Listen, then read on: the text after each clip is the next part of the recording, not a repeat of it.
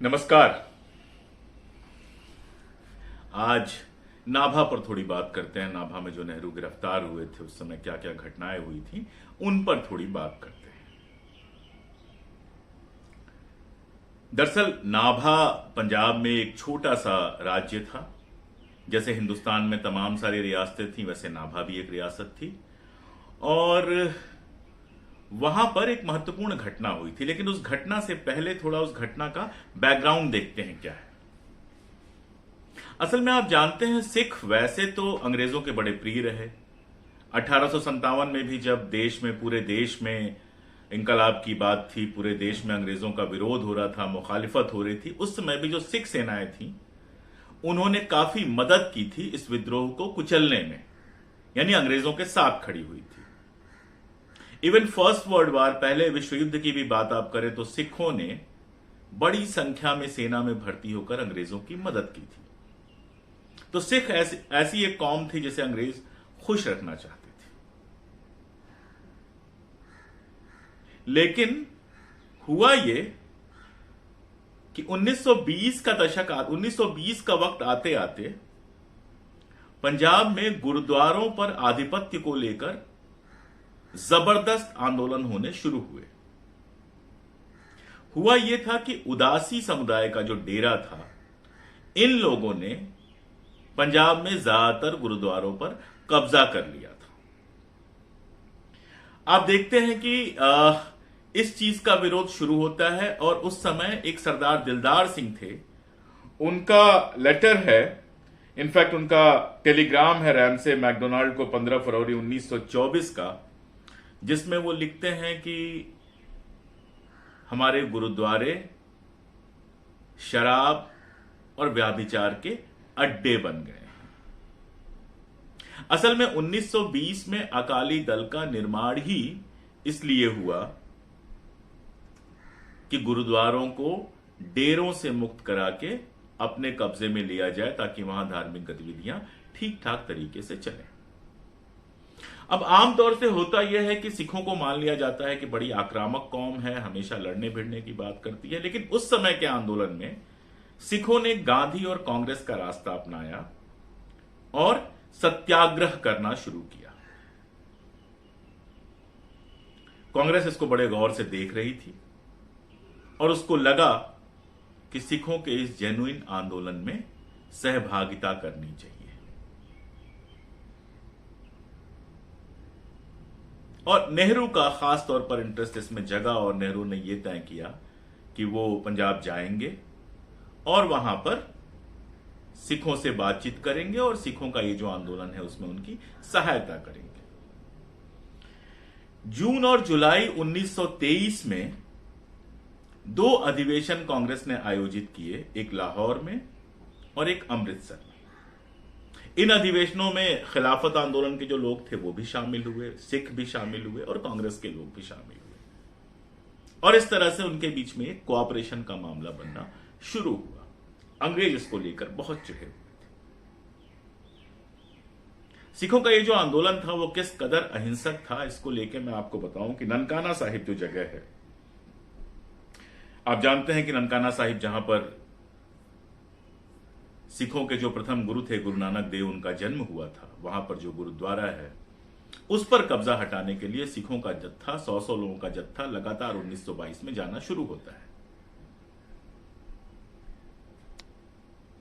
यहां तक हुआ कि ननकाना साहिब में मिट्टी का तेल छिड़ककर सैकड़ों सिखों को जला दिया गया। उसके बावजूद यह आंदोलन हिंसक नहीं हुआ और अहिंसक तरीके से प्रतिरोध जारी रहा। एक किस्सा यह भी है कि ननकाना साहब जब सिखों का जत्था जाता था तो रास्ते में लायलपुर का वो गांव पड़ता था जहां भगत सिंह बचपन में रहते थे और उन सिखों को जो हर गांव में जैसे खाने पीने की और सेवा की व्यवस्था होती थी उनके गांव में भी हुई थी और सरदार भगत सिंह इस व्यवस्था में शामिल हुए थे। खैर, तो जून और जुलाई के इस अधिवेशन में नेहरू गए और वहां से लौट के आने के बाद उनको मालूम चला कि सितंबर में नाभा नाम की एक जगह पर कुछ बड़ी घटनाएं हो गई हैं। पहली घटना तो यह हुई थी कि वहां के जो राष्ट्रवादी राजा थे जो सिखों के इस आंदोलन के साथ थे, राजा रिपुदमन सिंह, उनको अंग्रेजों ने हटा दिया। और उनको हटाने के बाद उनके नाबालिग बेटे अजय सिंह को वहां गद्दी पे बिठाया और एक ब्रिटिश एडमिनिस्ट्रेटर वहां पर रखा जिसका नाम था विल्सन जॉनस्टन। यानी राजा को हटा के आप ये समझिए कि वहां की सत्ता अपने हाथ में ले ली। और इस सत्ता ने वहां जो सिखों का आंदोलन चल रहा था उसका दमन करना शुरू किया। उस समय कांग्रेस का एक विशेष सत्र चल रहा था दिल्ली में। वहां नेहरू को इसकी खबर मिली और अपने दो साथियों के साथ, आचार्य गिडवानी और सनातनम, इन दो साथियों के साथ 19 सितंबर की रात को जवाहरलाल नेहरू मुक्तेसर के लिए चले। 20 सितंबर को वो पहुंचे नाभा। उनके नाभा पहुंचने के बाद ये जो अपना विल्सन जॉनस्टन था, इसने वायसराय से संपर्क किया और अनुमति ली एक ऐसा आदेश पत्र निकालने का जिसमें लिखा हुआ था कि नेहरू और उनके साथी नाभा में नहीं आ सकते। लेकिन नेहरू तो पहले ही नाभा आ चुके थे। तो जब यह आदेश उनको दिया गया तो उन्होंने कहा कि मेरे आने के बाद मेरे ना आने के लिए जो आदेश निकला है वो तो गैर कानूनी है। लेकिन रियासतों के भीतर और अंग्रेज ऐसे मामलों में कानून की फिक्र कहां करते थे। नेहरू को गिरफ्तार किया गया। नेहरू को पहले कहा गया कि आप तुरंत चले जाइए। नेहरू ने कहा मैं तुरंत नहीं जाऊंगा, हालांकि हम 2-3 दिन के लिए ही आए हैं, लेकिन यहां जो कुछ हो रहा है आंदोलन उसको देखकर लोगों से बात करके ही जाएंगे। और जब नेहरू ने मना कर दिया कि वो नहीं लौटेंगे तो उनको तुरंत गिरफ्तार कर लिया गया और बहुत अपमानजनक तरीके से गिरफ्तार किया गया। हथकड़ियां पहना दी गई और हथकड़ियां पहना के उनको कोर्ट में ले जाया गया, जेल में ले जाया गया। 2-3 दिन बाद कोर्ट की कार्रवाई शुरू हुई। नेहरू बताते हैं कि जो जज था उसको ना तो अंग्रेजी आती थी ना उर्दू आती थी, वो पंजाबी में अपने ऑर्डर्स देता था। तो नेहरू और उनके साथी जो भी अपना पेश करते थे, अपना पक्ष पेश करते थे, वो उसके समझ में ही नहीं आता था। और उसकी हालत यह थी कि कोई भी आदेश देने से पहले वो जॉनस्टन की तरफ देखता था। यानी सीधी सी बात थी कि कानून का माखौल उड़ाया जा रहा था। इधर जब मोतीलाल नेहरू को पता चला तो उन्होंने वायसराय को सूचित किया कि मैं नाभा जा रहा हूं अपने बेटे से मिलने। हालत यह कि स्थानीय प्रशासन ने भी पहले मोतीलाल नेहरू को भी आने से मना कर दिया, लेकिन वायसराय ने हस्तक्षेप किया और मोतीलाल नेहरू से कहा गया कि आप वहां किसी आंदोलन में हिस्सा नहीं लेंगे, लेकिन आप जवाहरलाल नेहरू और उनके साथियों से मिल सकते हैं और उनके लिए कानूनी सहायता अगर करना चाहे तो कर सकते हैं। मोतीलाल नेहरू पहुंचे वहां। 3 घंटे नेहरू से बात हुई, जवाहरलाल नेहरू से बात हुई। लेकिन जवाहरलाल नेहरू ने, जैसा कि कांग्रेस का रिवाज था, यह कहा कि मैं अपना पक्ष खुद रखूंगा, कानूनी सहायता नहीं लूंगा और किसी तरह की कोई माफी का तो सवाल ही नहीं उठता है। एक पत्र है जो पिता और पुत्र के बीच में जो पत्राचार हुआ है, उसमें से एक पत्र है जिसमें मोतीलाल नेहरू वहां से लौटने के बाद बहुत दुखी और खिन्न नजर आते हैं, क्योंकि जवाहरलाल नेहरू ने उनसे कोई भी मदद लेने से इनकार कर दिया था। हालांकि उसके बाद जवाहरलाल नेहरू ने उनको जवाब भेजा और जिसमें कहा कि आपको दुख हुआ इस बात का, मुझे दुख है, मैं आपको दुखी नहीं करना चाहता था, लेकिन यहां जो है मैं चाहता हूं कि मेरे ऊपर सेडिशन का मुकदमा लगा दिया जाए और जो भी सजा होगी वो मैं झेलने को तैयार हूं। इसके बाद हुआ ये कि मैक्सिमम ये हो सकता था कि आदेश पत्र का उल्लंघन करके वो आए थे, ये आरोप था, तो उनके ऊपर 6 महीने की सजा उनको मैक्सिमम हो सकती थी। लेकिन उसमें एक और आरोप जोड़ दिया गया। वो ये जोड़ दिया गया कि दरअसल वो सिर्फ बाहर से आए नहीं थे, वो इस जत्थे के साथ, मोर्चे के साथ षड्यंत्र में शामिल थे, इसलिए उनके ऊपर षड्यंत्र का मुकदमा चलाया जाए। नेहरू ने फिर लिखा कि मैं चाहता हूं कि सीधे मेरे ऊपर राजद्रोह का मुकदमा चलाया जाए। अब देखिए, आज ये सब बात करना बड़ा आसान है, लेकिन उस समय अंग्रेज भी जानते थे कि अगर नेहरू को लंबे समय तक गिरफ्तार करके रखा गया तो पूरे देश में बवाल मच जाएगा और नाभा के एडमिनिस्ट्रेटर के लिए मुश्किल होगी।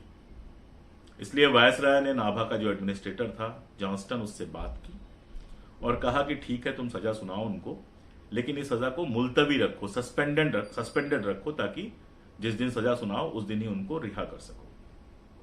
यही हुआ। उनको 30 महीने की सजा दी गई और उसके बाद उनको सस्पेंडेड करके उस सजा को शाम को ही रिहा कर दिया गया। मजेदार बात यह है कि इस सजा के साथ साथ एक आदेश भी दिया गया कि दोबारा अगर वो लौट के आते हैं तो सस्पेंशन इस सजा का खत्म हो जाएगा और ये सजा एज इट इज लागू होगी। ये बात नेहरू से छुपाई गई क्योंकि जो आदेश पास किया गया, जो जजमेंट पास किया गया, नेहरू के मांगने पर भी उसकी कॉपी उनको नहीं दी गई। तो नेहरू, गिडवानी, सनातन को ये पता ही नहीं था। उनको ये लगा कि उन्हें बिला शर्त रिहा किया गया है। ये किस्सा यहीं पे खत्म हो जाता है।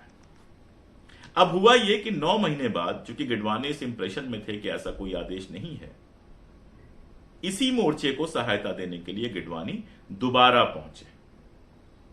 जब गिडवानी दोबारा पहुंचे तो उनको गिरफ्तार कर लिया गया। नेहरू ने तुरंत इसका विरोध किया, बोले कि हमारी बिला शर्त रिहाई हुई थी, इसको गिडवानी को गिरफ्तार, आचार्य गिडवानी को गिरफ्तार कैसे किया जा सकता है। तब उनको बताया गया कि आपकी जो गिरफ्तारी से रिहाई हुई थी वो बिला शर्त नहीं थी, बल्कि ऐसी कंडीशन रखी गई थी कि आप दोबारा लौट के नहीं आएंगे। नेहरू ने कहा कि उस समय हमें आदेश दिया नहीं गया था और कानूनी तौर पे जो आदेश की प्रति हमें नहीं दी गई है, हमें नहीं पता है, तो गिडवानी की गिरफ्तारी गलत है। और उन्होंने खुद तय किया कि वो वहां पर जाएंगे। लेकिन मोतीलाल नेहरू और बाकी साथियों ने उनको समझाया कि अगर दोनों लोग गिरफ्तार हो जाते हैं तो रिहाई मुश्किल होगी, इसलिए बेहतर यह है कि यहां रह के गिडवानी को भी उस कैद से छुड़ाने की कोशिश की जाए। यही हुआ और 30 महीने की जगह 9 महीने में ही गिडवानी को रिहा करना पड़ा। सारा मामला यहां से बनता है कि नेहरू जब अपनी आत्मकथा लिख रहे थे तो अपने मित्र को जो कष्ट हुआ था, असल में पहली बार भी जब ये लोग 12 दिन जेल में रह के आए थे तो भी उन स्थितियों के चलते इन लोगों को टाइफाइड वगैरह हो गया था, और गिडवानी को जब लंबा रहना पड़ा जेल में तो उनकी भी तबीयत बहुत खराब हुई थी। तो वो जो अपने साथी की तबीयत खराब हुई थी, उसके दुख को महसूस करते हुए नेहरू लिखते हैं कि मुझे लगता है कि मुझे जाना चाहिए था, लेकिन जैसा हमेशा होता है, वीरता पर तर्क की जीत हुई। और तर्क क्या था? तर्क यह था कि आप बाहर रह के उनको बचा सकते हैं, जो कि नेहरू ने किया। यह एक सहृदय व्यक्ति की, एक भावुक व्यक्ति की अभिव्यंजना है जिसको आईटी सेल ने उठाकर तमाशा बना दिया। क्या ऐसा होता नहीं है? आज सीएए में तमाम लोग गिरफ्तार हैं। क्या उनके साथियों को ऐसा लगता नहीं है कि हम भी जाकर उनके साथ गिरफ्तार हो जाते? लेकिन सोचिए, अगर सारे लोग गिरफ्तार ही हो जाते तो उनके लिए मुकदमे कौन लड़ता? उनके लिए बाहर से इंतजाम कौन करता? तो इसलिए ये कोई ऐसी बात थी नहीं। लेकिन नेहरू अपनी भावुकता में, अपने मित्र के प्रति प्रेम में वो सारा कुछ कहते हैं जिसको लेकर आईटी सेल तमाशा बनाता है। सारा कुछ तो क्या, 2 लाइन की बात है जो मैंने आपको बताई। तो ये था नाभा का पूरा किस्सा। दरअसल मैं कई दिनों से रिसर्च कर रहा था, कई जगहों पे मुझे ये चीजें मिली, लेकिन ज्यादातर जगहों पे नेहरू को ही स्रोत बनाया गया था। फिर मुझे सर्वपल्ली गोपाल की किताब में ढूंढते हुए नाभा की डिटेल्स मिली, जहां ये सारा कुछ उन्होंने उस दौर में जो पेपर्स थे, जो राजाज्ञाएं थी, नाभा स्टेट के पेपर्स थे, गवर्नमेंट ऑफ इंडिया के पेपर्स थे, होम मिनिस्ट्री के पेपर्स थे, उन सबको कोट करते हुए अपनी किताब में लिखा है। इसके पार्ट 1 में, पेज नंबर वगैरह आप देख पा रहे होंगे, इसके पार्ट 1 में नाभा पर पूरा एक चैप्टर है जो कि 74 नंबर के पेज से शुरू होता है। अगर आप इस किताब को पढ़ेंगे तो ये पूरा केस आपको मिल जाएगा। और आखिर में सवाल, नेहरू तो अपनी जिंदगी में 9 साल जेल में रहे थे। अगर जेल में रहना देशभक्ति का इकलौता पैमाना है तो हेडगेवार साहब, गोलवरकर साहब, बलराज मधोक साहब, दीनदयाल उपाध्याय, लाल कृष्ण आडवाणी, अटल बिहारी वाजपेयी और आरएसएस के वो तमाम लोग जो अंग्रेजी शासन में कभी एक दिन के लिए जेल नहीं गए, कभी एक लाठी नहीं खाई, कभी एक धरना नहीं दिया, वो तो निश्चित रूप से देशभक्त नहीं है। तो तर्क एक ही तरफ तो नहीं लगेगा, दोनों तरफ लगेगा। बहुत शुक्रिया। अगली बार फिर मिलते हैं ऐसे ही किसी विषय के साथ। नमस्कार।